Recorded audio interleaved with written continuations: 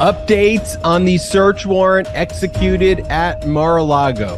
What is the judge doing? Literally, Popok, what is the judge doing? What is the DOJ doing? And what is Trump doing? We will break it down. A grand jury in Washington, D.C. has been issuing subpoenas regarding Trump's PAC, if you want to call it that, and other subpoenas to former top advisors like Stephen Miller and Brian Jack on the fake elector scheme. A federal judge in the Southern District of Florida dismissed Donald Trump's absurd and frivolous RICO, or racketeering lawsuit, and essentially said as much in his order. And it appears that Trump's lawyer, particularly Alina Habba, is going to be sanctioned, and sanctioned severely, for bringing the lawsuit. Steve Bannon is indicted by the Manhattan District Attorney and New York Attorney General in a joint prosecution for state law crimes for his involvement in the We Build the Wall scam. And a Trump judge in Texas rules that businesses should not be required to cover life-saving HIV treatment as part of the Affordable Care Act because their religious views allow them to discriminate against homosexuality. How dystopian and sick is that? And a new report shows that groups connected with Ginni Thomas were involved with the submission of 51% of the amicus briefs that were submitted to the Supreme Court. In other words, her radical right extremist husband, in support of overturning Roe v. Wade in the Dobbs case and ultimately the Dobbs decision. The most consequential legal news. This is LegalAF. I'm Ben Meiselas, and I'm joined by Michael Popok. Michael, how are you doing this weekend? I'm doing great, Ben. It's really, you ended it the way we're going to begin it. And just this dystopian view using the justice system as its handmaiden, as its tool to put together this right-wing agenda. You know, we'll talk about Alina Habba, who's at the heart of the motion to dismiss against the Trump lawsuit down in Florida. And having seen her on television, we'll talk about that as well. We know this is all just a charade as a publicity stunt to raise money for the former president. And we're going to talk about money flow as it relates to Steve Bannon as well. So let's get to it. You know, one of the special master selections, we're going to give a more in-depth what this whole process is even about, though. But I want to say this at the outset, that the Department of Justice suggested to be the special master to review some of the documents obtained at Mar-a-Lago was someone by the name of Thomas B. Griffith, who was a retired circuit judge of the United States Court of Appeals for the District of Columbia, actually a George W. Bush appointee. And he had written a report following the 2020 elections that basically said and applauded the courts for holding strong against all of the kind of lies and frivolous attempts to undermine our judicial system. And it's why we do this show. Our judiciary and our legal system is so important. It was truly the last line of defense, and it did hold up. So with all the dystopian stuff we're talking about, those are the attacks from all sides, right? That Trump and MAGA Republicans, let's just call it what it is, are trying to attack and bring down our judiciary because it held strong in 2020, because facts and the rule of law prevailed. And so that's why we do this show, to show that contrast, though, between this dystopian vision and manipulation of the law and when the law works, and how we can preserve and protect our rule of law. So I just wanted to say that at the outset, when we talk about some dystopian stuff, the system has held. So let's get right into it, Popok, and talk about the updates on the search warrant executed at Mar-a-Lago. Of course, search warrant was executed pursuant to a valid search warrant signed by a magistrate judge out of the Southern District of Florida, Judge Reinhart. The search took place on August 8th. A number of items were obtained in connection with the search warrant. We're learning that there were about 100 top secret documents, confidential, classified records belonging to the government that were obtained, thousands of other government documents which should never have been taken either, and a very kind of small set of potentially personal documents belonging to Trump, and even a smaller sliver of a potentially attorney-client privilege set of documents. But under no circumstance, under no one who's a fair arbiter of the law, would you say that in connection with a valid search warrant executed, the individual who's being investigated for the crimes should dictate how the investigators, how the Department of Justice, an arm of the executive branch, conducts their criminal investigation? And what the judge, who Trump basically tried to forum shop to get, he really sought this judge out, and he's supposed to be a random selection. We don't know how random it is. The procedure sometimes for selecting the judge is somewhat cloaked in secrecy, but it's supposed to be a random selection. But after the August 8th warrant, he does nothing and then waits until August 22nd, files this motion for judicial oversight, and he's essentially asking, hey, I'm the one being criminally investigated, judge, but basically appoint me to control how the investigation is actually boiling down, right? And I want to appoint a special master, in other words, an independent third party who can review these records. And he didn't really say this as much, but the judge basically said it for him, made the argument for him. And I want an injunction. I want to stop the government from doing its investigation because it would be utilizing documents which Donald Trump is claiming it belongs to him. Donald Trump's never claimed which documents belong to him. He's never denied that he has top secret, sensitive, classified records. He's never denied the recent reports that some of those could actually be nuclear secrets of foreign countries. He's never denied any of those facts. He simply said, me, give it to me. The Department of Justice filed an opposition, and earlier this week on Monday, to the surprise of many, although to the surprise of most people who follow the law, the judge granted the special master request and enjoined the government, this happened on September 5th, from continuing their investigation, their criminal investigation, to the extent it utilized and used those documents that were obtained, including the classified records, which is basically an affront to our national security interest, an affront to all laws of criminal justice, derailing a criminal investigation. And so then the ball was in the court of the Department of Justice to respond. And they filed a notice of appeal. They haven't filed the formal appeal yet, but they let the 11th Circuit know they're going to be appealing Judge Cannon's order. And what they also did, Popok, and I want you to break it down because it's a very sophisticated move, a motion for partial stay of Judge Cannon's order. And the motion for partial stay is a very surgical move, and it basically says this: Judge, you're wrong on everything. So we're going to appeal your order to the 11th Circuit, who we think is going to overturn you. But we know that could take time. And we know that Trump's trying to delay. And Judge, you may be trying to delay. So why don't we just focus on the 100 classified records? You want to go along with this special master charade? It's going to be a waste of everyone's time, but you want to go ahead with it? Go ahead with it. We're still going to appeal that because the whole order is fatal and doesn't make sense. But as it relates to the 100 classified records, those should not be subject to a special master, right? And those documents we should not be enjoined from utilizing those records in connection with our investigation. And so they boxed Trump in, Popok, because he has to now say, I own those records, or I declassified those records, or say something about that subset. So she ordered Trump to respond by September 12th there. She also gave an order, Judge Cannon ordered Trump to respond by September 12th. Judge Cannon also told the parties to meet and confer on this issue prior to their submission, which took place on September 9th, about who they would want to bring in for a special master and what the procedure would look like, and to give their thoughts on it. And then late last night on Friday, the parties filed a joint filing about their disagreements over who the special master should be and what the procedures and processes should be. And the government said the classified document should not be subject to the special masters. Trump said the classified documents should be given to us first.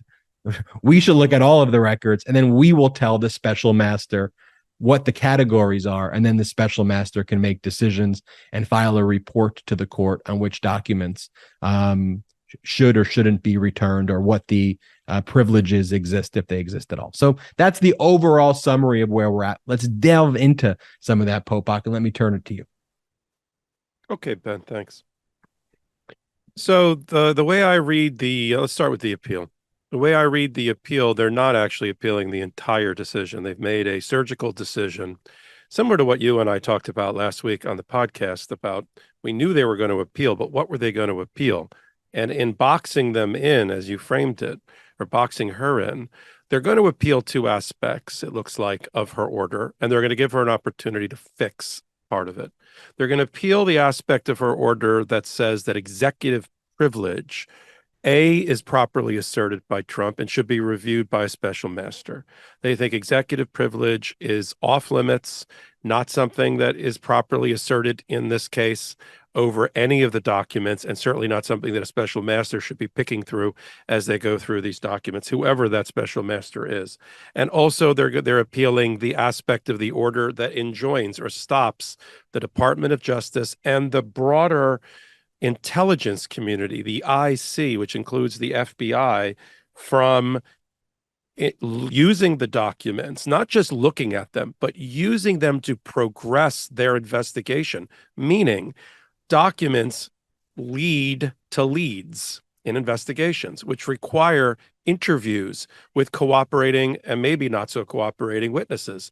The way the order is written and the way the Justice Department has interpreted it, Judge Cannon's order, they cannot, without violating this federal order, follow up on leads. And one of the leads that they want to follow up on with witnesses, Ben, is whether there are other classified and national defense and security documents located not just within Mar-a-Lago. They're pretty sure they picked that whistle clean when they did the search warrant execution, but at other locations that you and I touched on last week that are in Trump's universe. His apartment in New York, his Bedminster Golf Club, other properties. He has properties all around the world. And by using current documents with witnesses, doing a normal investigation, you'd be able to find out the extent of the national security and national defense compromise which they're doing as an assessment. That's one. The second thing the Department of Justice told the judge in their filing is you have, inadvertently or on purpose, also stopped the very thing that you said that we could do, which is continue a national intelligence, global intelligence assessment, because the same people that would be assessing the compromise of the intelligence and of our national diplomacy, international diplomacy, includes the FBI. You can't separate them. There's no bright line to divide up these reviewers of documents. And so you may have not wanted that, and you said that in your order, you didn't want to stop the continued assessment of whether the national security has been compromised through a national and intelligence community, but you have by the way of your order. So you've got the appeal, which will go to the 11th Circuit. Again, 3 random judges will be selected, 6 of which have been appointed by Trump. We're going to talk about one of them because she's married to one of the special master candidates that Trump has proposed. Get to that in a moment.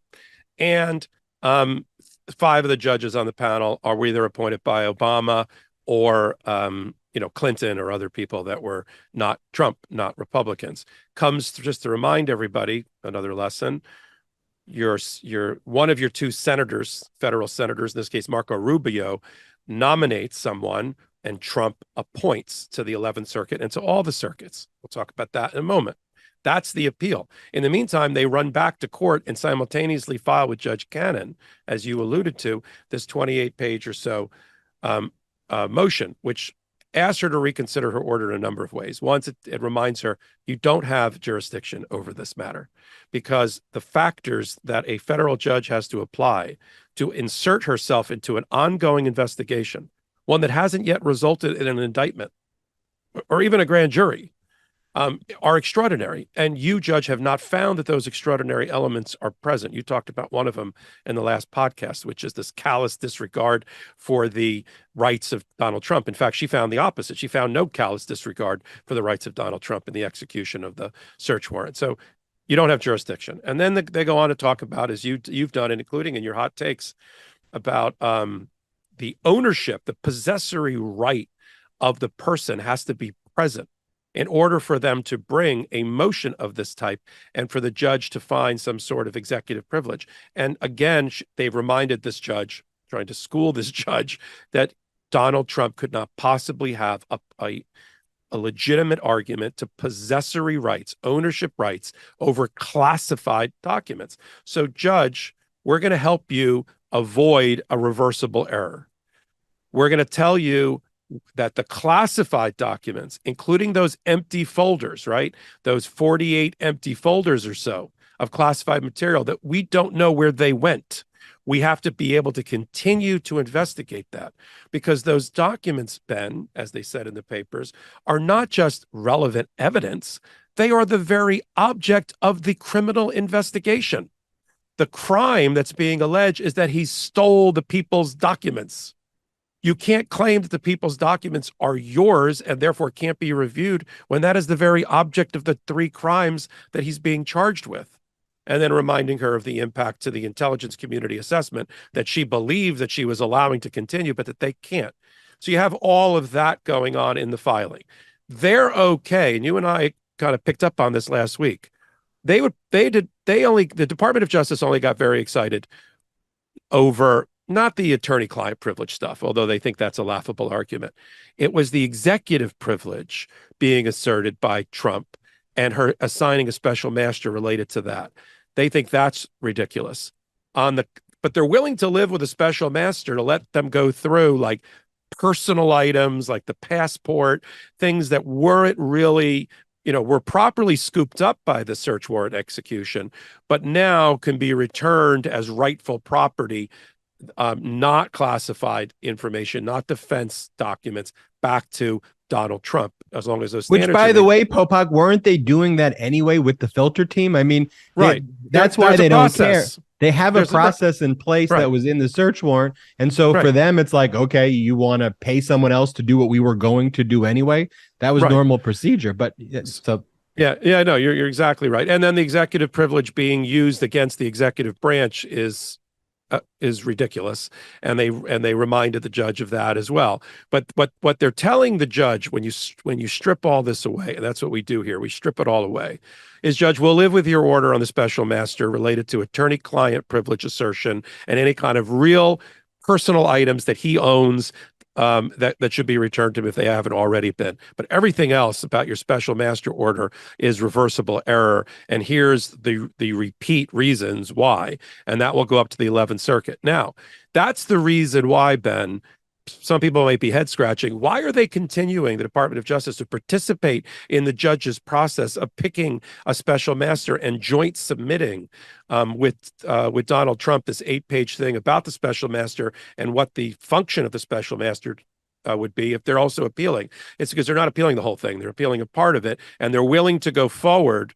so it won't be a waiver of their argument, with this other aspect of the special master. Now let's look at the people that both sides have picked for special master. Department of Justice picks one unassailable people who have no axe to grind and no political agenda or other link to the case that would disqualify them. Barbara Jones. You and I talked at length about former Judge Barbara Jones.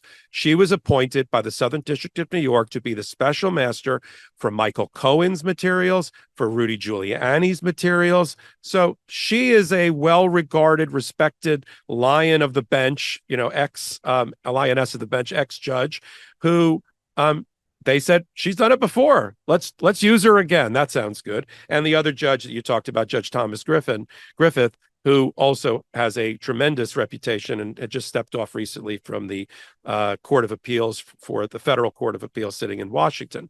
Now let's look, by contrast, at the 2 people that Donald Trump has selected, one of which I sort of know from working in Miami. First one is Ray Deary, who is a recently retired Eastern District, New York, meaning Brooklyn, New York federal judge. Ray Deary has a very good record. He was appointed by Ronald Reagan. He's about 78 years old. But what is the problem with Ray Deary? It's that he is connected to Carter Page, who used to work for Donald Trump, and for which the FBI, through the FISA court, the foreign surveillance court, that Judge Deary had been a member of, appointed by John Roberts for about 8 years.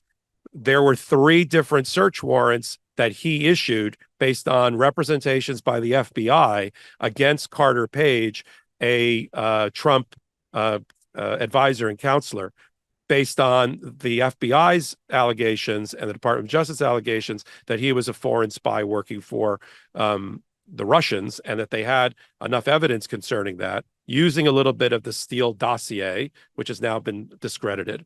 Problem with the Carter Page event is that the Department of Justice's Inspector General, in doing a review of whether there was problems with those search warrants, found that at least 2 out of the 3 were improper and based on an improper basis. They should not have gone to the FISA court and Judge Deary, and they should not have obtained those search warrants. And the FBI and the Department of Justice sort of conceded that later. So what do you have? You have a judge being offered a special master who got burnt twice by the FBI, the Department of Justice, and may have a real jaundiced view of any government position being brought in front of him, despite his otherwise impeccable record on the bench. I don't think it's a coincidence that he was the judge that got potentially burnt by the Carter Page search warrant. And Popok, before you do the next one, that's an sure. incredible analysis right there. I had not heard that analysis. Lots of people were speculating why Deary.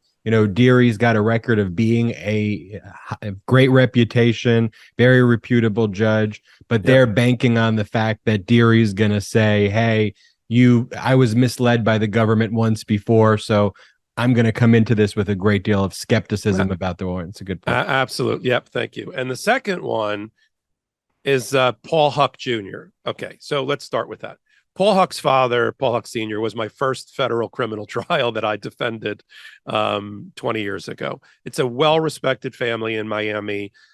He is the son of the federal judge that's now retired. He has had his own nice career as a commercial litigator, as a products liability injury litigator at a major firm in Coral Gables, very close to my firm. I know the guy well through other people. He also served as Charlie Crist's, when he was governor, Republican then governor of Florida, as his attorney general at that time. I'm sorry, as his general counsel, so the head lawyer for Charlie Crist. And he then went to 2 major international global law firms. Why is there a taint of conflict of interest related to Paul Huck Jr.? Because he's married to Barbara Lagoa. Barbara Lagoa sits on the 11th Circuit, having been nominated by Marco Rubio and appointed by Donald Trump.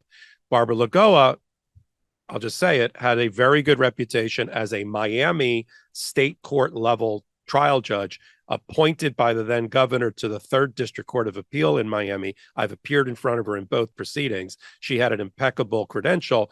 She's on the right side of the aisle related to her politics, and she got appointed to the 11th. Now, Paul Huck Jr., gets picked as the special master, and there's an appeal to the 11th Circuit. We'll talk about judges recusing and disqualifying themselves because of their spouses later with Ginni Thomas. What do you think happens, Ben? Do you think she has to recuse herself if she's selected? I think that anyone other than the Supreme Court, I think they would technically have an obligation to recuse if the spouse is That's right. If the spouse comes before you. That's the canon that deals with judicial recusals. And as we'll talk about later, when it comes to the Supreme Court, though, they're self-governing regarding all potential conflicts of interest, and that there is no one who can tell them whether there's a conflict or not, which is one of the issues of why there needs to be serious reform there. But if she follows the rule of the law, she should definitely recuse herself if it comes in front of her, to the extent the decisions being made by her husband go in front of her or have a potential to go in front of her. And it seems like to the extent the husband would be appointed as a special master, they absolutely would, because they'd be, to the extent decisions are made or could be made. And one of the things that Trump wants, particularly, is the special master to make determinations of executive privilege, like to just have this independent party make the balls and strikes on what's executive privilege, not the executive branch. I mean, we're talking about then that will go to the, we'll go to agreed. Let me bring it. Let me square the circle one more time. Paul Huck Jr. is a member of the Federalist Society. You can go on their website and he's sitting right there. He's well respected in right-wing Republican and Republican circles. I'm sure the 6 Republicans who sit on the 11th Circuit appointed by Trump like Paul Huck Jr. They like Barbara Lagoa. So there's a halo effect around him. But there's nothing in his background whatsoever as a private lawyer or as sitting as the general counsel for Charlie Crist that makes him qualified to practice in this arena of determining executive privilege, or even having a national security clearance to look at any of the documents. He is not, I assume those are the one of the two, so that Cannon would pick Dearie, because Dearie matches up better with Barbara Jones and with the other federal appellate judge on the other side. So if she's trying, I think Huck sort of loses, but I think that may have been done strategically, like game theory, to get her to pick Dearie. Look, they interviewed Dearie before they picked him, now that he stepped off the bench. He just recently retired as a senior status judge. They know what his positions are in terms of this, and they think they found a friend in former Judge Dearie, and that's why he's on their list. I'm not sure what she does. I think she stops the whole special master process until she gets guidance from the 11th Circuit. But the Department of Justice, just to kind of end my breakdown of this, the Department of Justice has given Judge Cannon until the 15th to do the right thing. She doesn't do the right thing by the 15th. They're going to stay her order related to all of these things. They're going to ask for a stay at the 11th Circuit from the 3-judge panel that gets appointed there. So they're kind of giving her one last chance, Judge, to avoid reversible error.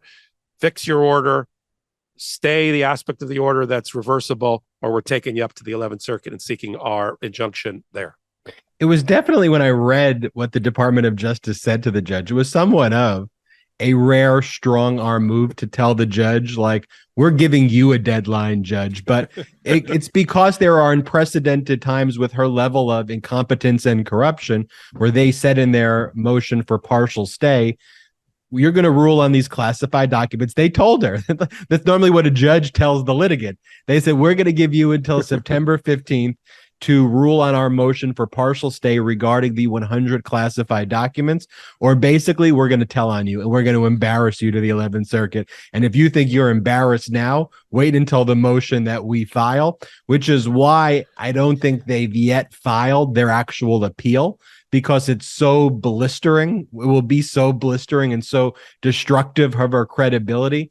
I think they want to legitimately give her until next week to try to reverse course and do the right thing. So she responded to that motion for partial stay, which was filed on Thursday, and she ordered Trump to respond to that by September 12th. So on Monday. On Monday, we can expect Trump's filing. And now Trump's going to have to respond. What is his position regarding the government saying under no circumstances can he control or own those 100 classified records? We got a taste of it in the motion for special master of what he's going to argue, which is he's not going to argue that they are absolutely mine, because he'd be admitting to the crime that he stole them, number one.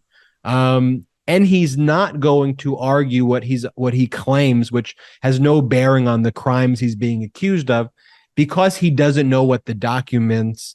Well, because he knows what the documents are, but doesn't want that to come out what they are. He's not going to argue that he declassified the records, because if he declassified nuclear secrets, which he's not allowed to do. In many cases, that's like almost worse. Like you just waved a magic wand and you declassified nuclear secrets so anybody can do a Freedom of Information Act request and just find out our nation's nuclear secrets. And you can't declassify nuclear secrets. But here's what he's arguing, because it's in the brief, in the brief that was filed last night regarding the special master. Plaintiff believes the government's objection to the special master reviewing documents that they deem classified is misplaced. First, the government's position incorrectly presumes the outcome, that their separation of these documents is inviolable. So there Trump's basically saying, you can't even, we need a special master to look at it, because even though the Department of Justice is saying they're classified, you can't believe them that they're even we don't know that to be the fact. And he goes, second, their stance wrongly assumes that if a document has a classification marking, it remains classified in perpetuity. Now, notice there, what does it even mean? He's not even saying he declassified. Of course, at some point in time, a document will not be classified 50 years or 100 years from now, but there are classified documents. And the statutes and the criminal statutes he's being prosecuted or investigated under don't require classification at all. Oh, and this one gets extra embarrassing. If any seized document is a presidential record, plaintiff, them referring to Trump, has an absolute right of access to it, while access by others, including those in the executive branch, has specified limitations.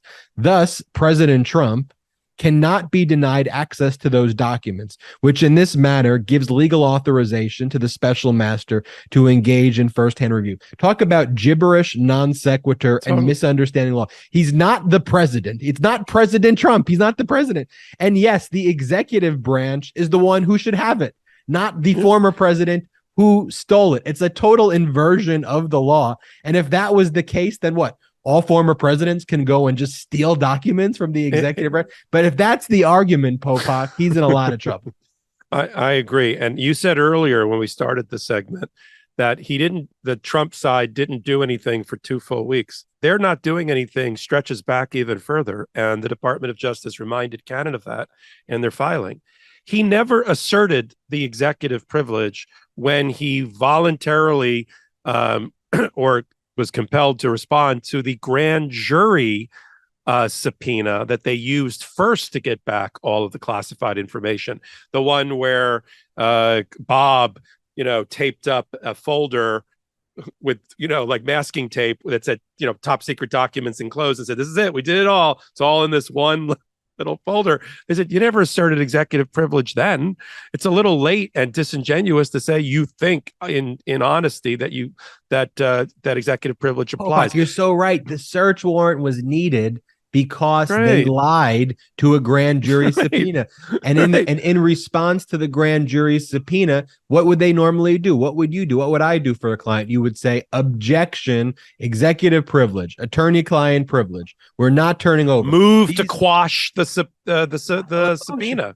And for the judge to be like, well, you disregarded a grand jury subpoena, and now I'm going to allow a privilege that doesn't exist to be asserted, where you're claiming to own documents that belong to the executive branch as a private citizen. It's just such bad law, and we'll see what happens next. So we'll keep you updated. The next filing will be September 12th. The one last thing I want to... You say it, and I got one last thing. The one last thing I wanted to point out about the judicial master filing, or the special master filing, is the government wanted Trump to pay for it all because he's the one requesting it. And Trump wanted to split the costs 50-50 and have the taxpayers pay 50% of his bill. That's the last part I wanted to say. Popok. Yeah, no, I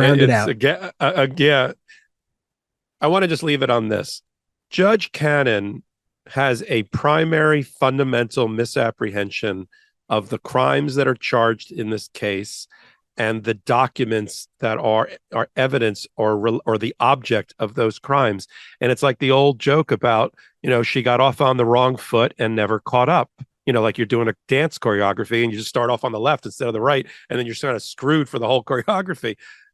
She does not understand, and the Department of Justice has tried to teach her in 3 separate briefs, that the documents that are at issue, classified documents, these 100 documents that we've now identified, are not just evidence.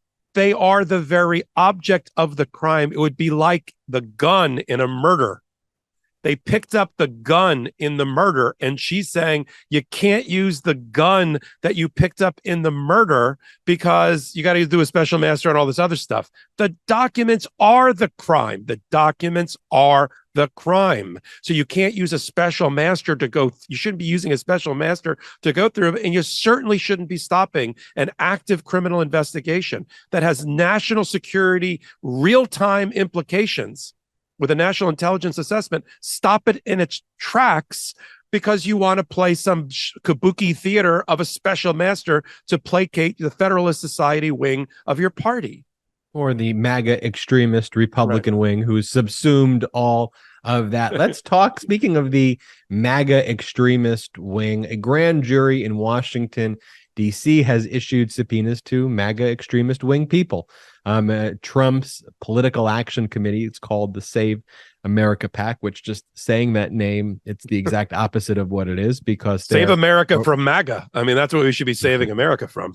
And also there have been other subpoenas that were issued to Trump's former top advisors who still work with him. Stephen Miller, who was a top policy advisor who wrote speeches for him. Brian Jack, who was the former political director in the Trump White House. And those grand jury subpoenas, what really being honed in on here by this grand jury is the fake electors.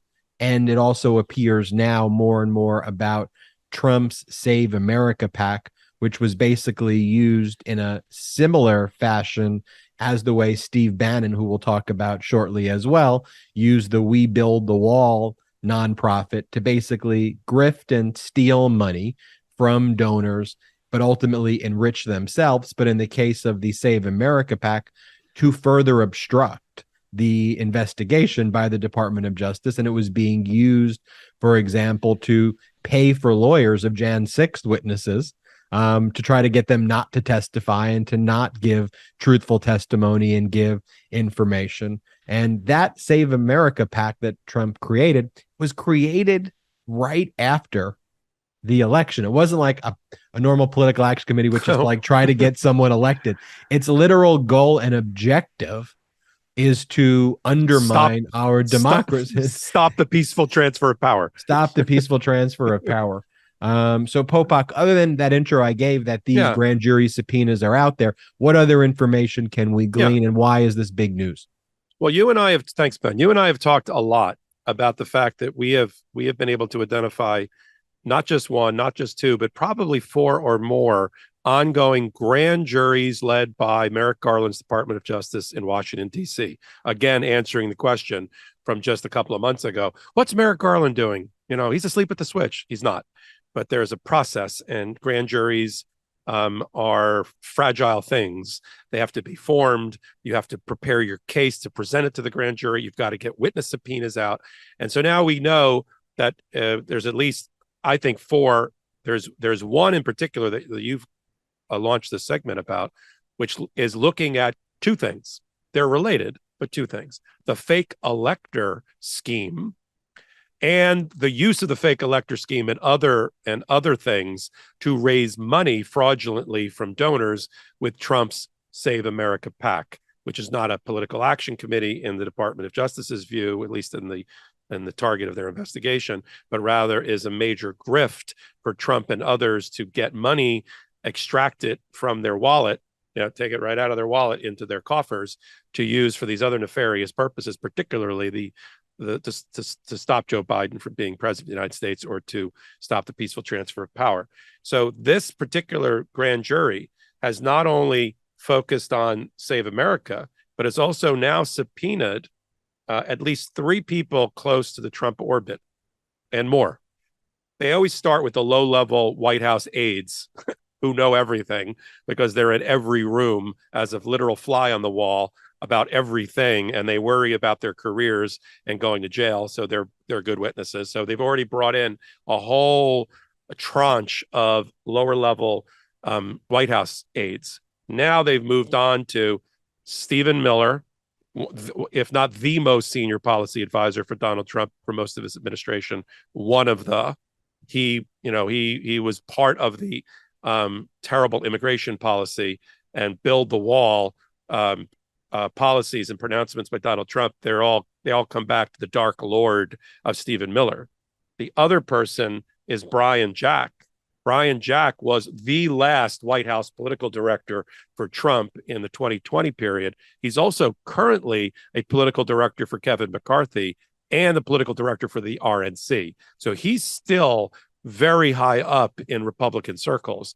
They've subpoenaed him to talk about the fake electors and the Save America PAC, all by this grand jury. And they've also brought in one of the lawyers that we haven't really we've touched on, but haven't talked about it at length, Ken Cheeseborough, who's also the architect of the fake elector scheme. He's been subpoenaed. Again, continuing the theme of the Department of Justice to bring in every lawyer who has an ethical obligation to ultimately tell the truth and not participate in a crime before a grand jury. This is now no less than the 7th or 8th Trump lawyer that's been brought before a grand jury by this Department of Justice. So that's where we are. Now, one last thing. The grand jury that we're talking about, the fake elector Save America PAC, is being led. In other words, the prosecutor that's in charge of it is Thomas Wyndham.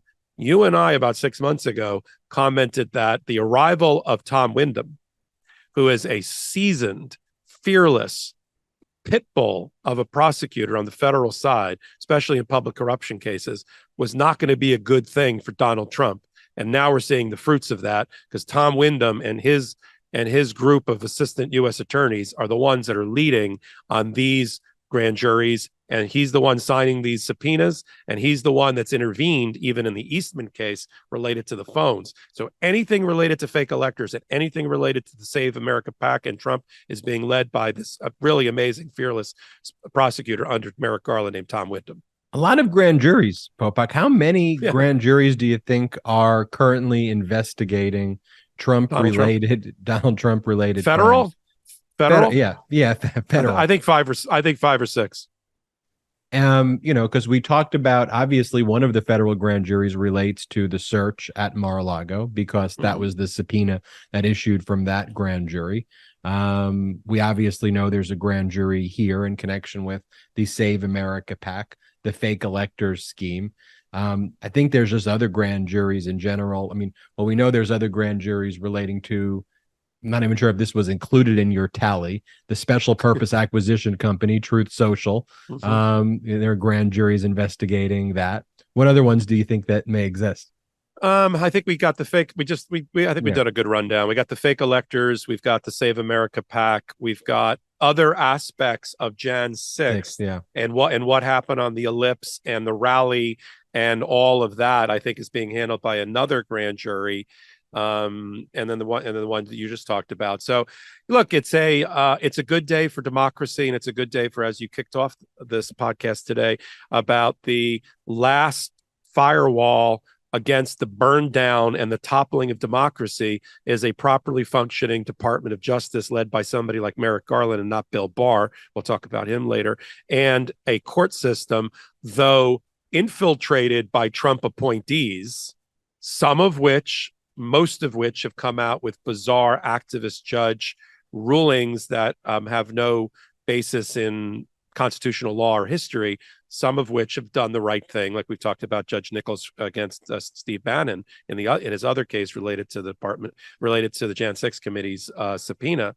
It's the last firewall on democracy. It's the reason that despots, dictators, and Trumps and MAGA want to tear it down and destabilize it and delegitimize the FBI and the judicial branch, because all dictators do, because that's the first thing dictators do when they take over. They disband the Supreme Court of whatever country they've now taken over, because they don't want judges who follow a constitution or follow judicial precedent to be stopping them from their evil scheme.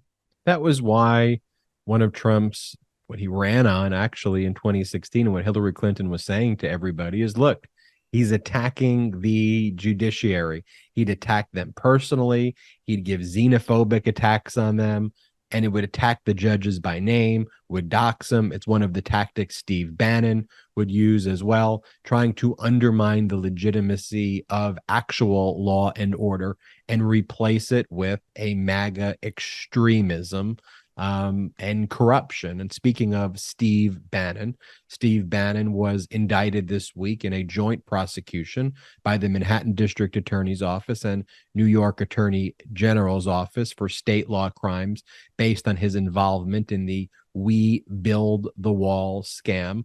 Two of the founders of that We Build the Wall scam had already pled guilty in connection with the federal prosecution.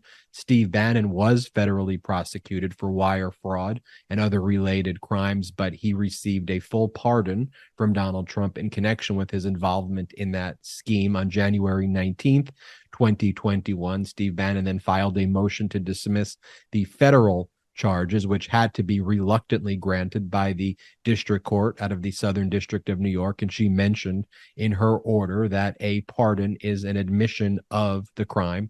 We reported on LegalAF for those LegalAFers who are OG LegalAFers. We told you back then that the Manhattan District Attorney was investigating, and sure enough, the wheels of justice move slowly, and that prosecution came to fruition this week. Steve Bannon being charged with 2 felony counts for money laundering, 2 felony counts for conspiracy, 1 felony count scheming to defraud. The allegations are that Steve Bannon basically took at least $1 million from this We Build the Wall scam where they claimed they were going to help build the wall, and he pocketed it himself. One of the other things to note about this indictment out of New York is actually, unlike the federal case, the We Build the Wall 501c, I'm sure if it's a C4, I think it is. It's a scam, so that's why I'm like, is it a C4? It's not a legitimate C4. Was also named as a defendant, and then Steve Bannon was seen surrendering himself and like ranting and raving like a demented lunatic that he is as he left off. The government's got me. I'm a MAGA. This is the MAGA party. Like that's literally what he was doing. That's where we are with MAGA extremists at this point. Popok. Yeah, I like this indictment for a lot of reasons, some of which we touched on last week. It wasn't just a rubber stamp of the federal prosecution, even though federal prosecutors got all the way to trial with it. And they could have just said, okay, thank you. We'll just convert this into New York State stuff. We'll give it to a clerk over the weekend and we'll just indict him on Monday. This started with Cy Vance, Karen Friedman-Agnifilo, our illustrious co-host's boss. She was the number 2 there, and ended with Alvin Bragg and Letitia James in a special, as you said, joint prosecution. They issued a joint press release about it. How does that work for those that like the inside baseball stuff that we give them? It looks like it was led by the Manhattan DA's office, but there are criminal bureaus within the Attorney General's office at the state level. Public integrity is one of them. And certain of those public integrity and other lawyers in the New York Attorney General's office were deputized specially as special assistant district attorneys for this particular case, and then they all work together. And there's a long list. We'll post the press release. There's a list of like 30 people between the New York Attorney General's and the Manhattan DA's office working together on this over the last almost 2 years to put together this indictment, which is based on New York State claims and a New York hook. You got to have jurisdictional hook. Like, why is it being prosecuted in New York? Well, of course, they found 11,000 donors in New York State who were swindled, according to the indictment, out of $730,000 worth of donations. And another, and I found this interesting because I didn't think there were that many Republican right-wingers in Manhattan, which is a very liberal place. They got 430 donors in Manhattan for $33,000 to also donate money to this fraudulent pack of Build the Wall or whatever it was called. So it's focused on New York law, and all of the felonies that are listed there are all under New York law, some of which have counterparts under federal law, and some of them are unique to the New York Penal Code. The problem, which are major for Bannon, comes in the form of 2 people, Brian Colfage and Andrew, I love this name, Badalato. Andrew Colfage, both from Florida, who was a wounded Air Force veteran who led the We Build the Wall charity. and this guy Andrew Badalato, who worked with it, have already pled guilty to the very similar federal law counts, declaring, if you will, admitting, if you will, that the charity that Bannon siphoned $1 million from, it was a fraud, that all the money or most of the money did not go to the building the wall. I don't think they ever, maybe there was a small segment of a phony wall they put up for fundraising purposes. But when Steve Bannon stood in front of an audience fundraising in June of 2019 and said, quote, all the money that you give goes to the wall, that's in the indictment, that is a fraud, because most of it did not go to build the wall.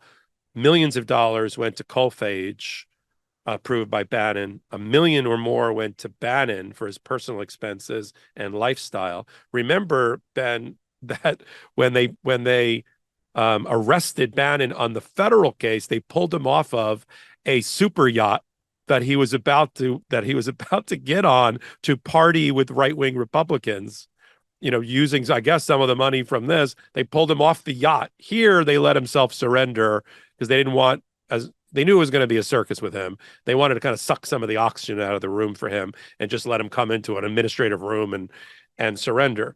So Colfage and Badalato, Ben, I don't know if you caught this in the reporting, they already pled guilty, and they were supposed to be sentenced on the federal side on the 6th of September.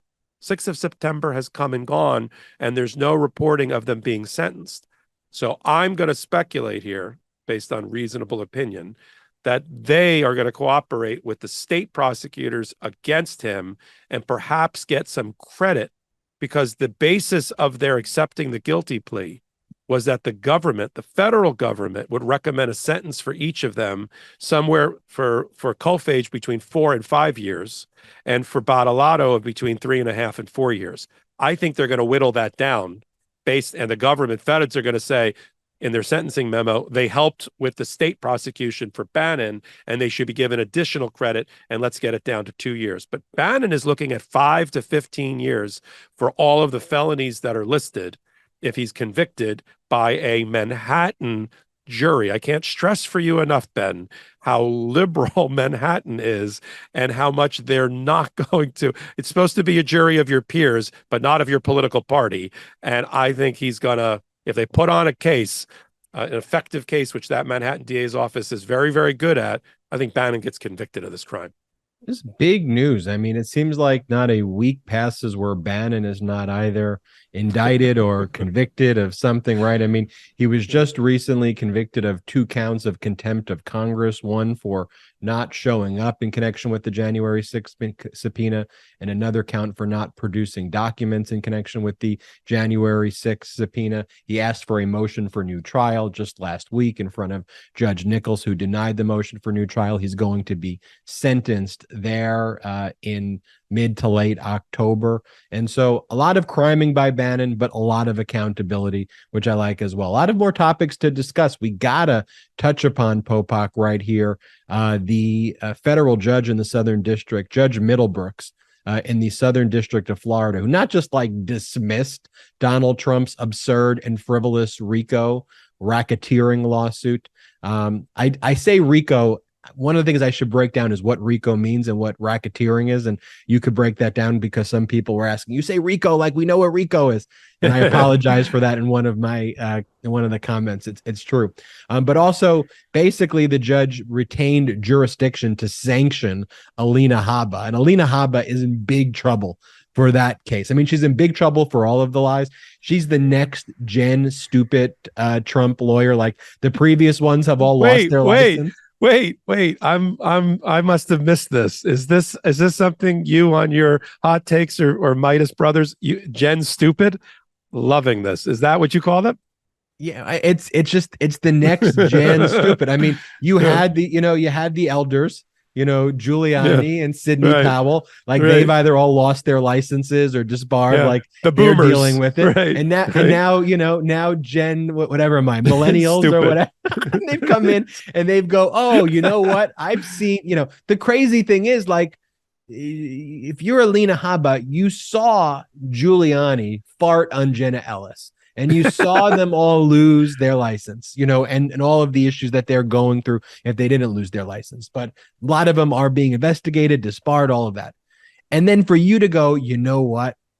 That's for me. That's what I want, is really, really, really, you know, an incredible thing. It makes it worse almost than the first gen. The second gen watches the first gen and then go, at least the first gen, he was potentially still the president at first, you know, I mean, you know, so the second gen, the worst. So this Judge Middlebrooks, he's a Clinton appointee, very experienced judge, has incredible reputation in the court.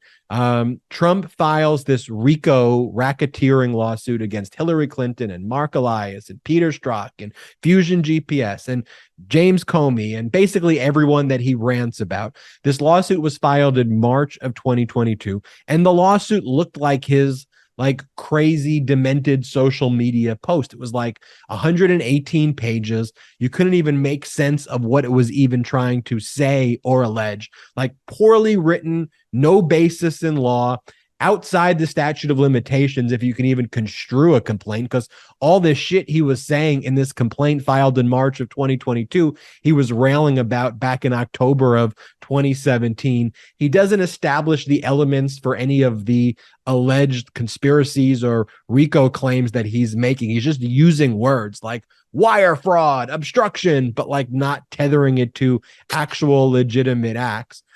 And kind of the same rollout for all of these Trump lawsuits that we talk about. The media covers it as Trump's filing this lawsuit against Hillary Clinton relating to the Russia hoax, right? Like total bullshit.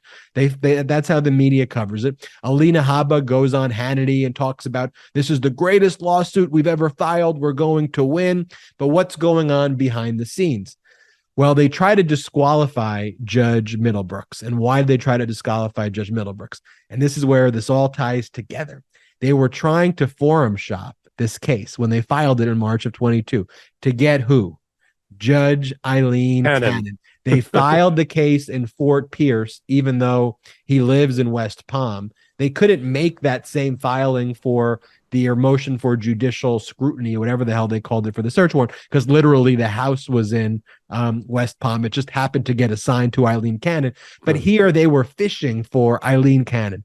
They filed it. They wanted Cannon, and it just happened to get assigned to Judge Middlebrooks. And when it got assigned to Judge Middlebrooks, they filed a motion to disqualify Middlebrooks to try to get it back into Cannon's court. And Judge Middlebrooks, in real time in April, before any of this news on the search warrant, called it out in footnote 3 of his order denying the disqualification. And he goes, look, I know what you did in this footnote 3. He goes, I know what you did. You filed in Fort Pierce because you wanted the judge that Trump appointed. He was kind of warning us then about this judge, and no one really picked up onto it because we didn't know how corrupt she was until this search warrant occurred in August 8th. But he was warning us back then. So he ruled to dismiss with prejudice all of the defendants who Trump sued in this RICO claim, who filed merit-based arguments, either that the claims were barred because the statute of limitations. He found, yes, they're barred by the statute of limitations. And even if the statute of limitations didn't bar it, you didn't assert any RICO claims. You're just basically ranting and raving and whining, and this is not a real lawsuit. And in the harshest of terms, he basically said, the judge, that this is not a good faith filing, and the judge retained jurisdiction for sanctions, basically inviting the defendants who were sued to go after Alina Habba. Alina Habba doesn't make her case any better. She goes on Fox last night and basically says, yeah, it was probably, I shouldn't have filed the lawsuit, and but it was so important to me that I file it. But she basically torpedoed herself and put the grenade on herself to protect Trump. She goes, yeah, Trump told me don't file it. Like, you're going to lose. I'm speaking to you, Alina Habba. You're going to lose your law license. Like, you're next. Like, you are an idiot. Like, you're doing this for that. He's throwing you under the bus in a second. I think she's been auditioning to be a talking head on Fox News when her legal career, which wasn't anything to speak of before, goes down in flames off of this, and they'll hire her, because they're okay with that. So off to Middlebrooks. As I've said before, like him a lot as a jurist, as an impartial arbiter. My second federal trial was in front of Judge Middlebrooks in West Palm Beach. He comes from a tremendous, sophisticated commercial litigation background, working for a major firm, a well-known firm in Florida. He's unassailable. You may not agree with everything that he does, but you know it's done with intellect and heft and ethics and integrity. And so, to assail him because Hillary Clinton's husband appointed him in the 90s to sit on the bench in Florida. And that's the reason I love that footnote you just reminded me about in April, where he said, I may be a Clinton appointee, but you're trying to get it to a Trump appointee up, one of my brethren, the lowest senior person on the totem pole in the Southern District up at Fort Pierce. I love that finger wag, and we'll come back to a finger wag. The judge said, look, I gave you two bites at the apple to get a complaint to survive a motion to dismiss, which is the fundamental pleading standard that you have to use in federal court, where you have to have a short and concise pleading that's supported by law or a reasonable argument for the extension of law and on predicate facts that a lawyer using due diligence has developed prior to filing and signing their name on the signature block. Because in federal court, you attest, as the judge reminded Alina Habba and Ticketon, the lawyer that is Trump's former classmate at military academy that is co-counsel in the case, who sits in Fort Lauderdale, reminded both of them that when you sign a pleading in federal court, you are attesting to its veracity, to its merits, and that it's not a meritless lawsuit. We'll come back to that in a moment. The judge said there's a pleading standard under federal court. You and I refer to it as the Ashcroft v. Iqbal standard. It's cited in every case I've ever handled relating to motions to dismiss, and it lays out how the pleadings have to be arranged. The judge said, I gave you a second chance. You came back. The first chance I gave you, you gave me 100 and something pages. This time you came back with 90 more pages. So the final, picture this, Ben, the final amended complaint was 819 paragraphs and 193 pages. Okay, I've been doing this a long time, over 30 years. I've never seen a complaint ever reach 819 paragraphs, because it automatically violates the federal requirement of concise pleadings and summary pleadings. And the judge starts off with that. He said, this is nothing more than a list of grievances and against the long list of, like an enemies list by Donald Trump, posing or masquerading as a complaint. He said it is fundamentally a shotgun pleading, which is violative of pleading practice. Shotgun pleading means, like, the difference between just to talk armament here, gun and a shotgun. A shotgun has shotgun shells and little beads come out, and you can just shoot them anywhere, right? And they scatter everywhere. A shotgun pleading is not precise. It just takes allegations, reincorporates paragraphs after paragraph to paragraph, having no link to the prior paragraph, and making the judge try to make their way through it. That is a violative of that requirement. He also said, when I looked at your footnotes and why you have 193 or whatever it is footnotes, I have no, you had 293 footnotes. You don't need to have, and you shouldn't have footnotes really at all in a well-pled complaint in federal court. But if you're going to have them, I went and looked up, Judge Middlebrooks said, the things that you cited to, and they either didn't stand for the proposition that you said supported in the footnote. Like you said, go look at the Inspector General's report on page 16. Well, I went to page 16 of the Attorney General's report. It doesn't even mention the topic that you're talking about. So they're trying to hoodwink the judge, hoping that he, faced with this pile of documents, he wouldn't do his due diligence, and he did. He also said, and even in places where you properly cite to a report or properly cite to, like, the Michael Sussman indictment, which you love to talk about ad nauseum in your complaint, you forget to tell the court that Michael Sussman got acquitted for the crimes that you say are in the indictment. And when you say the Attorney General questions certain aspects of certain things related to the Russian collusion issue against Donald Trump, you forget to give the ultimate summary opinion of the Attorney General, which is opposite to what you're pleading in your pleading. Now, here's the punishment part. The judge, this is my favorite quote in his 60 plus pages, Ben. He said, it is not that I'm saying that I find aspects of the amended complaint to be inadequate in any respect.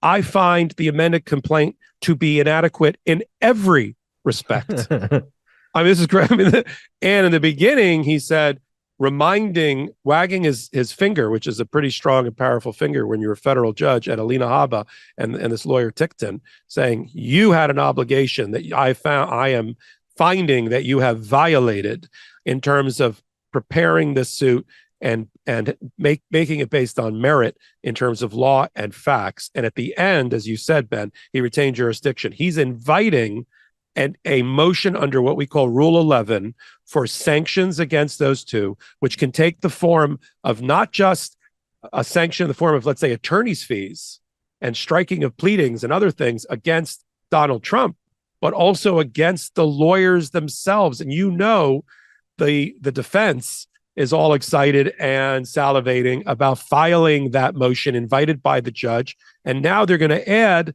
a link to things like Alina Habba on Tucker Carlson. No, she was on the other one. She was on Hannity, in which she basically conceded that the suit had no merit, and her own client told her that. I mean, it's just mind-boggling. So here's the prediction. They're going to try to take that appeal because he dismissed it with prejudice, almost the entire case. They'll take it to the 11th Circuit. We're back to this 11th Circuit again. We'll see what happens there. He'll try to take it to the feds. But in the meantime, that doesn't stop Judge Middlebrooks from using his inherent authority on punishment. And so I'm sure in the month of October, there's going to be a filing you and I are going to talk about where the defense seeks major sanctions, millions of dollars potentially in fees, or at least high six figures, against Alina Habba, Tickton, and Donald Trump for attorney's fees and other sanctions related to it. And the judge will rule on that, and then that could be appealed. But it's not going to stop his jurisdiction. They're not going to. I don't think they're going to stay on that issue at the 11th Circuit when they eventually file it. Oh, they're not. And because in this shotgun frivolous pleading, they sued everybody he had a grievance with, and there were like 30 plus people. Each one of those people, Popok, you mentioned the 6-figure sanctions. Each one of them will be bringing 6 to 7-figure sanctions times 30. So we're probably going to see at least 15 or 20. There are some people who are just going to be like to their lawyers, look, whatever, like, we don't even want to be intertwined with this person in anything. So just don't worry about it.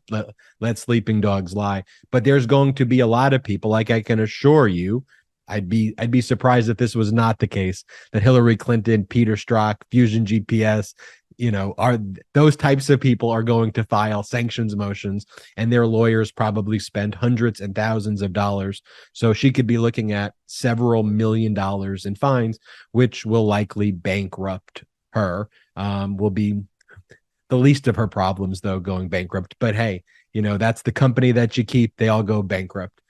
Hey, have you visited store.MeidasTouch.com? Store.MeidasTouch.com. Get the best pro-democracy gear, the best LegalAF gear at store.MeidasTouch.com. And MeidasTouch just got a new Patreon page where you could become a producer of the MeidasTouch podcast. Just go to patreon.com/MeidasTouch. That's patreon.com/MeidasTouch.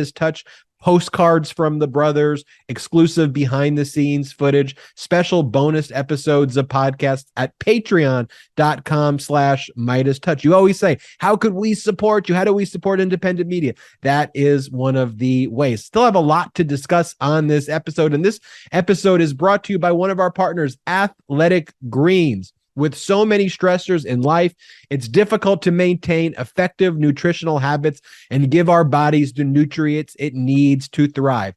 Busy schedules, poor sleep, exercise, the environment, doing 20 breaking news episodes a day, all of that can lead to the need for some great nutritional results. And that's why I take AG1. A lot of you always ask me, you say, Ben, do you get tired? You do all these breaking news updates. How do you do it? Well, one of my secrets truly is AG1. Popok can vouch for it. He sees me drinking the green juice every day.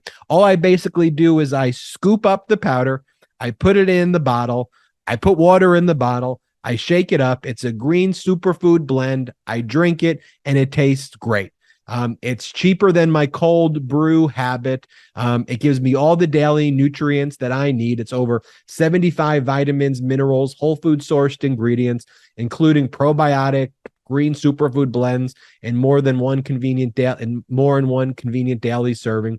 Special blend of high quality bioavailable ingredients in a scoop of AG1 work together to fill the nutritional gaps in your diet, support energy and focus, aid with gut health, and support a healthy immune system. And it's lifestyle friendly, which I love. And so if you're keto or paleo or vegan or dairy free or gluten free, it's for you. It contains less than 1 gram of sugar. And for me, it's affordable, it tastes great, and it gives me the energy and it makes me feel great. I used to do gummies and all of these pills, and not working for me. I need it done easy. I need it done in the morning, and boom, I need to start my day strong so I can deliver the best news from you. And all of the LegalAFers and Meidas Mighty who have tried Athletic Greens, what I love about it, they've given me such positive reviews, Popok. They've all said, this has actually been great, Ben. You're not lying to me. This has made a difference in my life. And I told them, I said, yeah, I'm not just selling stuff that I don't use and that I don't like. And I negotiate deals with Athletic Greens. I try to use those legal skills to give you good deals. And to make it easy, this is one of the deals. Athletic Greens will give you an immune supporting free 1-year supply of vitamin D and 5 free travel packs with your first purchase.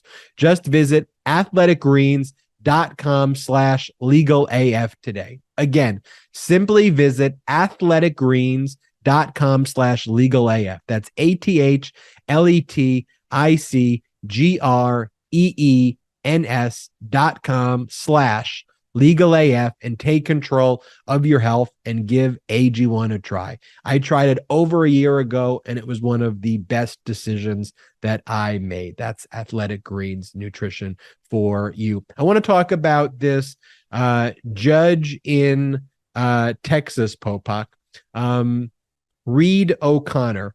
At the outset of the podcast, I think I inadvertently had mentioned, and I want to flag it, that it was a Trump judge.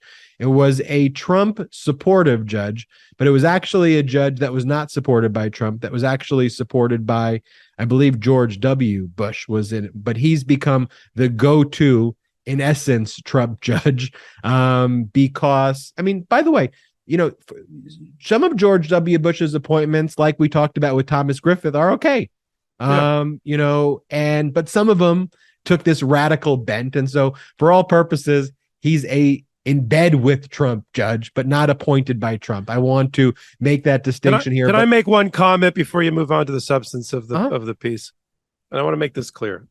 We at LegalAF are in favor of a well-balanced judiciary with people that don't have overt political agendas on either side, and that will properly represent the Constitution, interpret the Constitution, and the federal statutes if they're federal judges. There are plenty of them that run the gamut from before Trump, that run the gamut from all the prior sitting presidents that we've talked about, from Carter forward. That is not the problem. The problem are the activist judges, or ones that have been activated by Trump and MAGA, that always seem to be on the wrong side of history and the wrong side of the Constitution. I don't want an entire judiciary filled with Democrats, as exciting as that sounds, as in some heaven of mine. That's not what I want either. But I can't have, and we can't abide by, judges who allow their political leanings and their fealty to Donald Trump to cloud their judicial judgment and make these crazy, terrible, immoral decisions that we're going to like we're going to talk about now. And Popok, I mean, it goes back to it, like Justice Warren Burger, right, who was appointed by Nixon, who, by all accounts, is what, like, that was what conservative was. I mean, who sat on the Supreme Court. And he was the Chief Justice of the Supreme Court. Conservative. That's what conservative meant. His view was that the biggest fraud on Americans was how he said this in a statement, that the great fraud on Americans was the manipulation of the Second Amendment by the NRA to proliferate guns.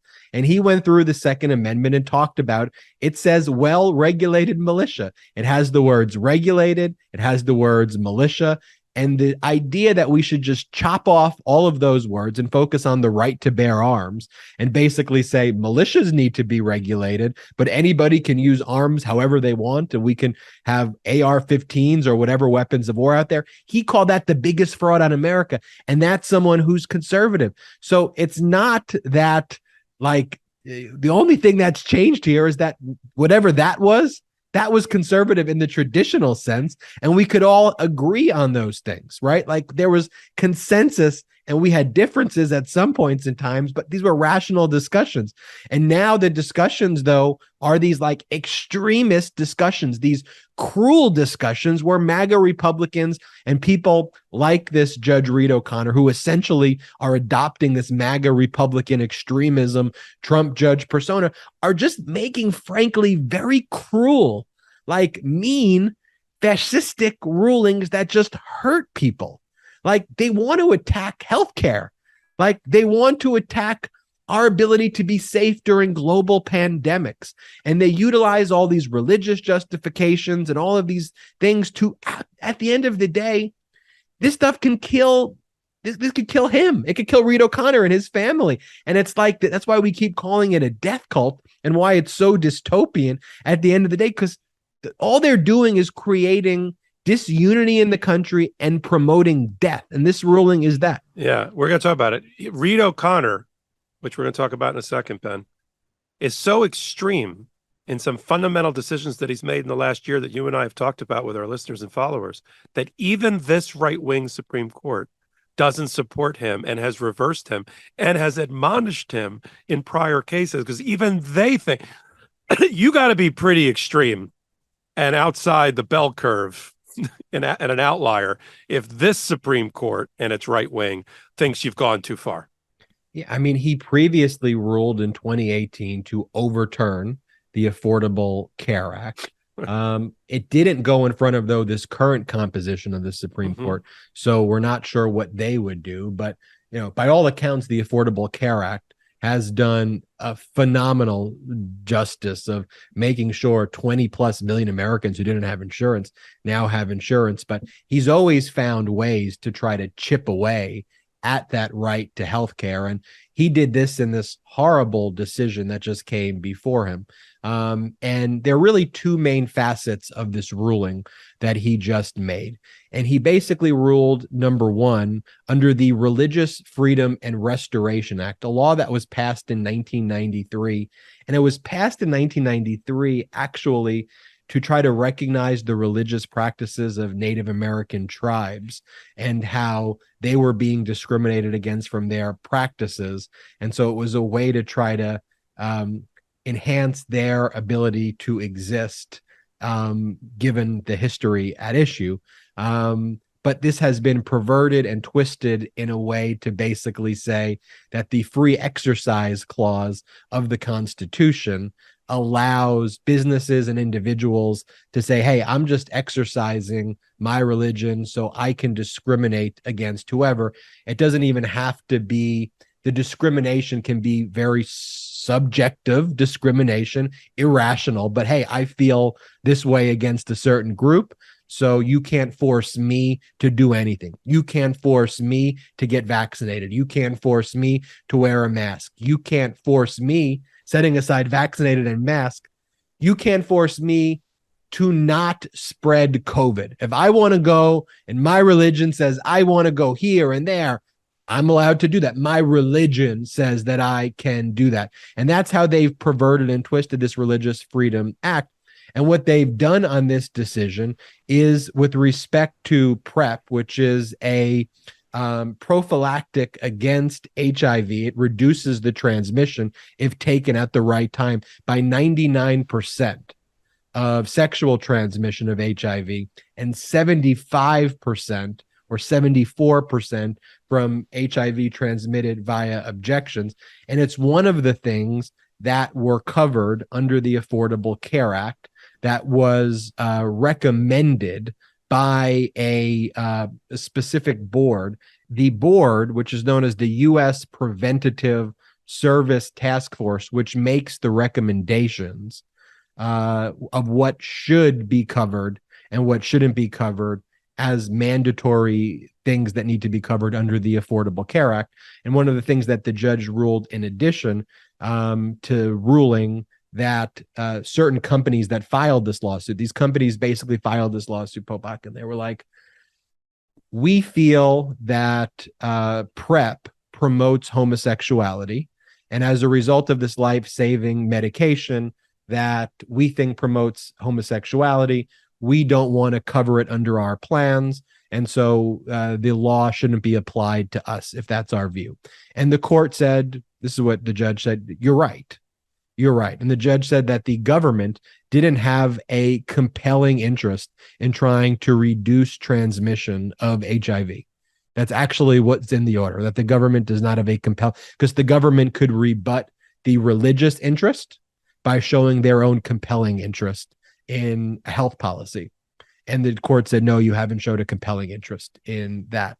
But then what the court also said, which makes it extra dangerous, is that this task force, the U.S. Preventative Service Task Force, was unconstitutional because they said that in order for it to make its recommendations to the judge appeared to be orders, in which case the president had to appoint the task force, and there was no appointment. So that could actually not just affect PrEP, but it could also affect lots of other medications and life-saving medications.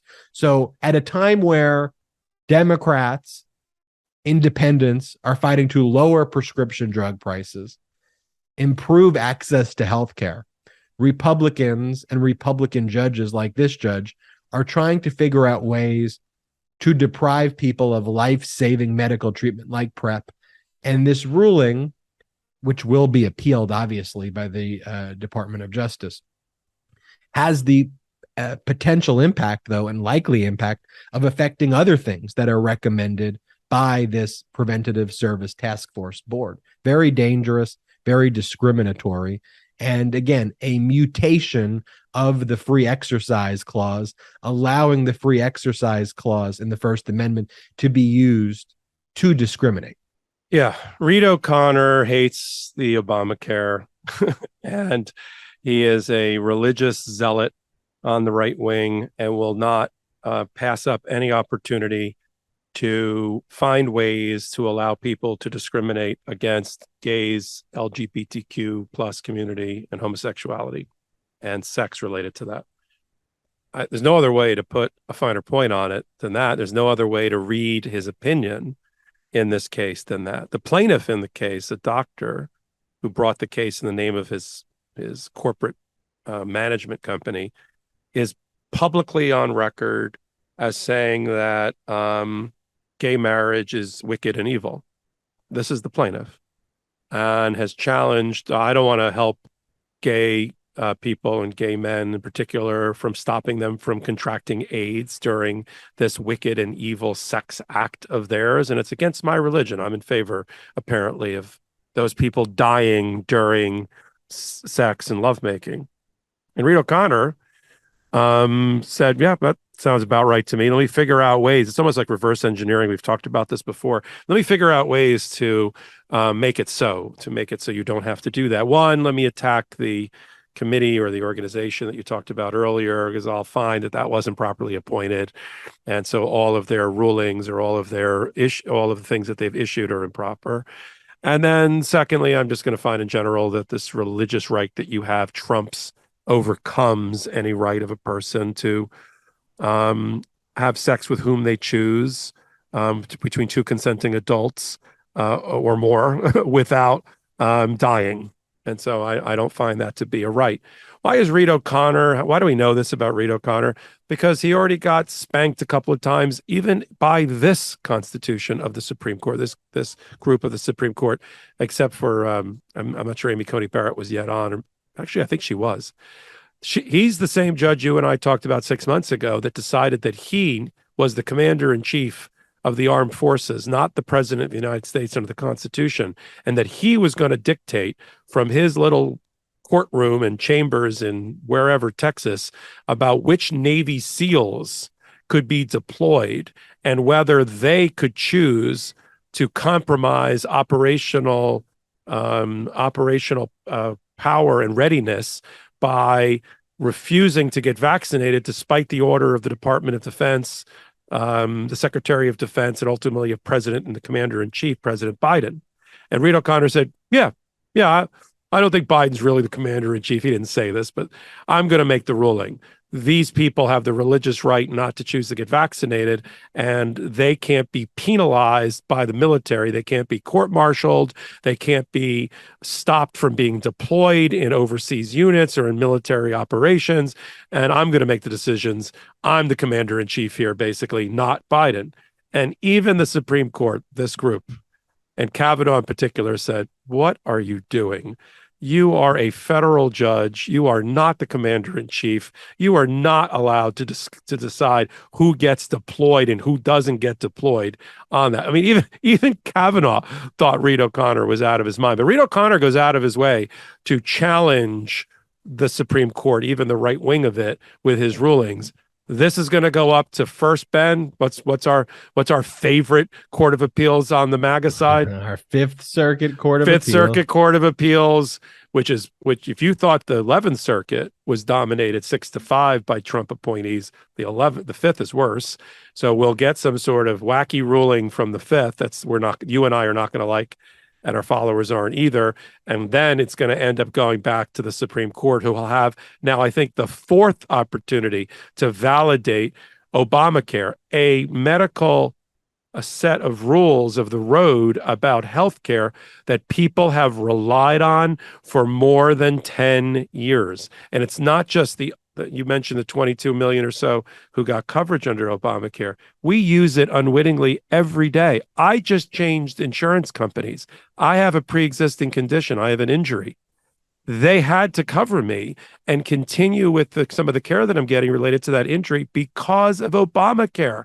It impacts everyone in every way. And to rip that away, it'd be like today, it would be like ripping away Medicare, Medicaid, any other social student loans, any other social safety net policy primarily implemented over the years by Democrats and not by Republicans. It's cruel, it's mean, it's dangerous.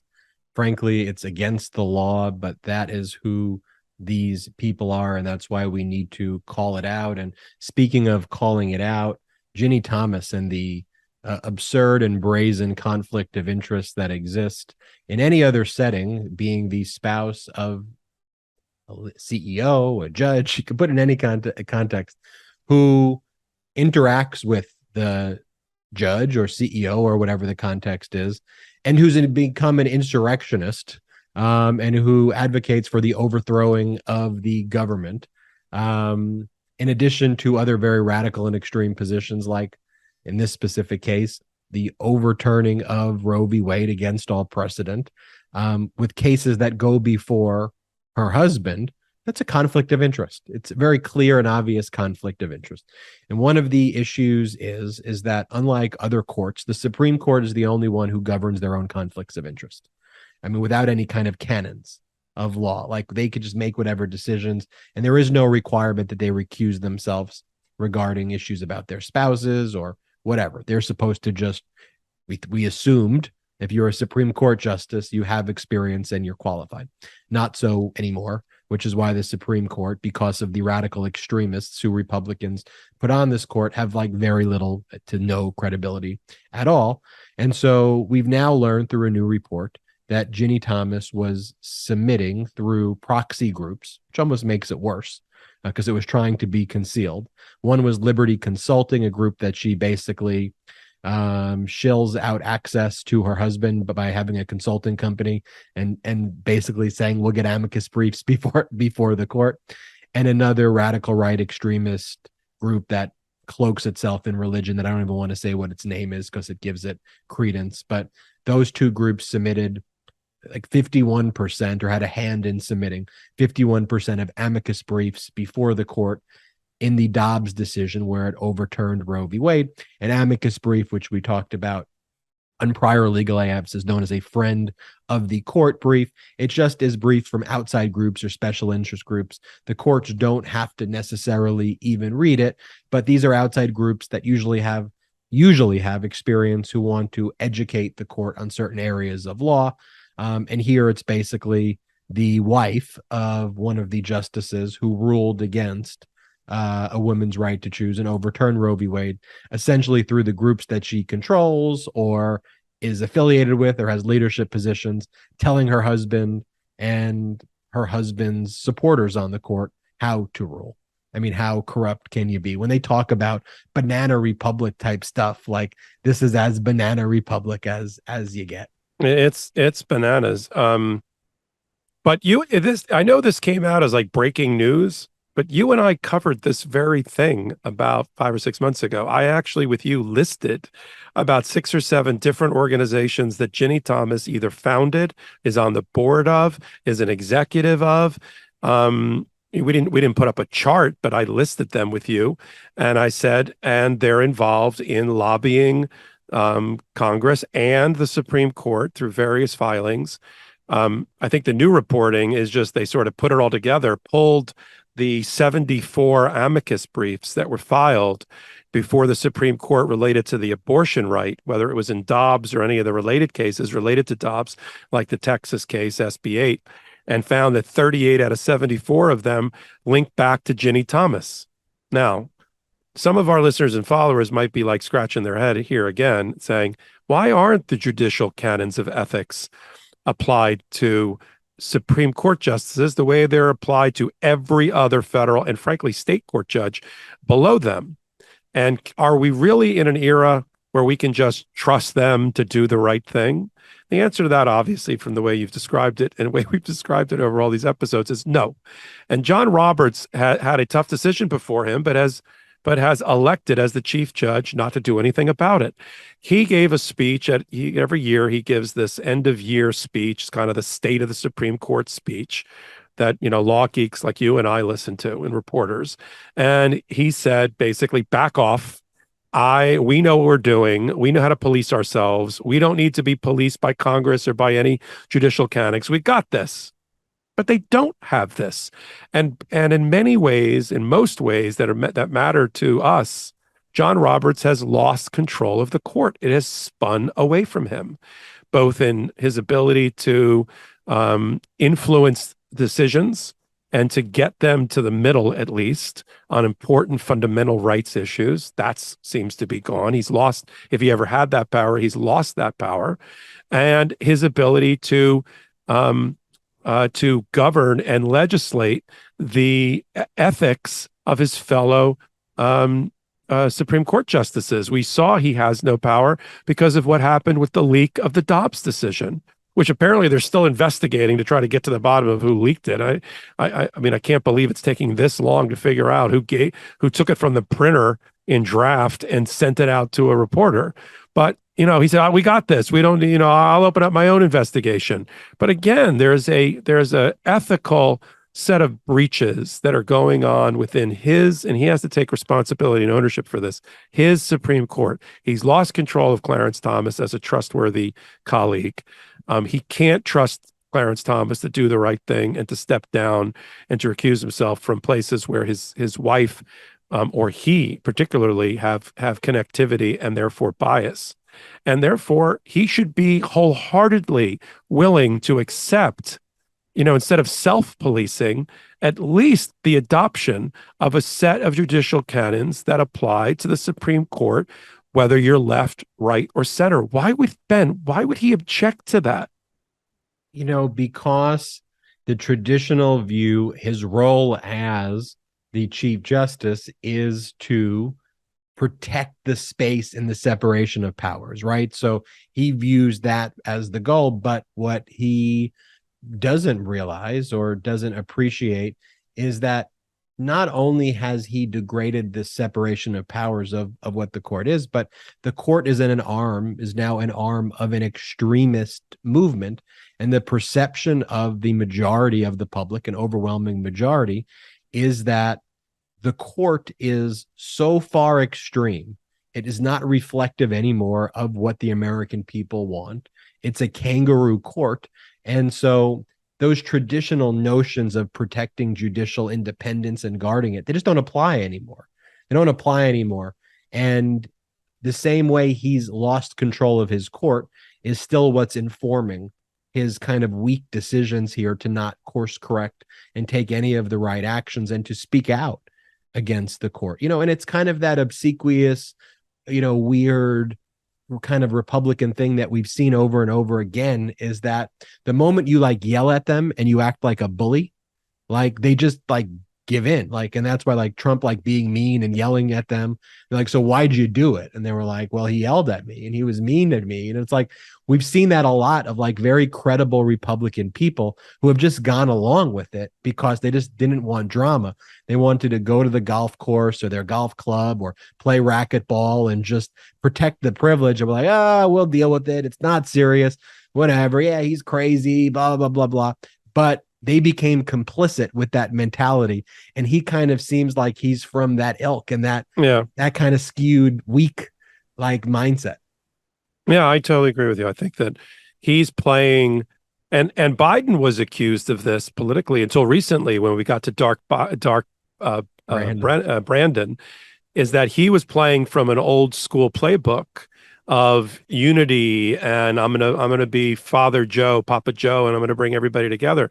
Now that he's taken the gloves off and he's really going after the MAGA Republicans, not just starting with the recent speech, but before that, Roberts plays from that same playbook. He's like this genteel judges who have lunch and putter on the golf green and make these amazing decisions together. It's lost. Even Clarence Thomas, the person who's out of control the most out of control, has said over the summer in those speeches that you and I covered, basically the gentility and amiability of the Supreme Court, where a Scalia and a Ruth Bader Ginsburg could be bosom buddies, but not when they wrote their opinions, is gone. And, the leak of the Dobbs decision reflects that. I mean, talk about the thief, the wolf in the chicken coop, calling out problems in the chicken coop. Where's Roberts? Roberts, who again does not want to soil himself or soil his hands with admitting that he has an ethical problem with his current group and could solve it by adopting judicial canons that apply to them, like that, is playing on a different playing field than the sharp-elbowed right-wing MAGA Republicans are playing on, and he's losing. And the one thing that I would add just to conclude this great episode of LegalAF, though, is one of the big differences, and you mentioned Biden and Gentile and all of that. What's become clearly evident is that Biden had a plan and Roberts doesn't. Mm-hmm. And what Biden's plan was all along while he was getting that criticism is to keep his head down, work in silence, get the work done. And then once all of the bills were passed, then go out and talk about it versus, Trump, who would be just like a buffoon out there just saying whatever. We got the work, we've got the results, and here are the results, American people. So he waited and held the line until the results showed, and then went out and talked about it. But Popok, an incredible episode of LegalAF. There was a lot of law to talk about there. I mean, those were big stories of the week. It truly is the most consequential legal news of the week. Want to remind everybody to go check out the new MeidasTouch Patreon account at patreon.com/MeidasTouch. It's one of the ways you could become a supporter of independent media. Also go to store.MeidasTouch.com and get the best MeidasTouch gear. Another way you can support independent media. And finally, make sure that you support our sponsors. Go to athleticgreens.com/LegalAF. You will love Athletic Greens. We're not funded by billionaires. We're not funded by millionaires. We're not even funded by 100,000aires. We're funded by me and my two brothers. We do this on a shoestring budget. We are so blessed to have great hosts like Michael Popok, who devote and dedicate their time and skills to give you the best up-to-date analysis. But we do that so we can maintain our independence and that we can truly bring you news and media and analysis in a way that you haven't seen before. And one of the ways I always hear is, how can we support you? That patreon.com/MeidasTouch, a good way to support us. You could even hit that super chat button right now and support us by giving a contribution here. Support us by supporting our sponsors, athleticgreens.com/LegalAF. And you can support us as well by going to store.MeidasTouch.com. Want to thank you, Popok. Always the highlight of my week, getting to spend this time with you, even if we have to talk about some frustrating legal opinions. It's all part of the process, though. And by educating, we can empower. And by empowering, we can secure our democracy. This has been Meiselas from the MeidasTouch podcast. We'll see you next time. Special shout out to the Meidas Mighty.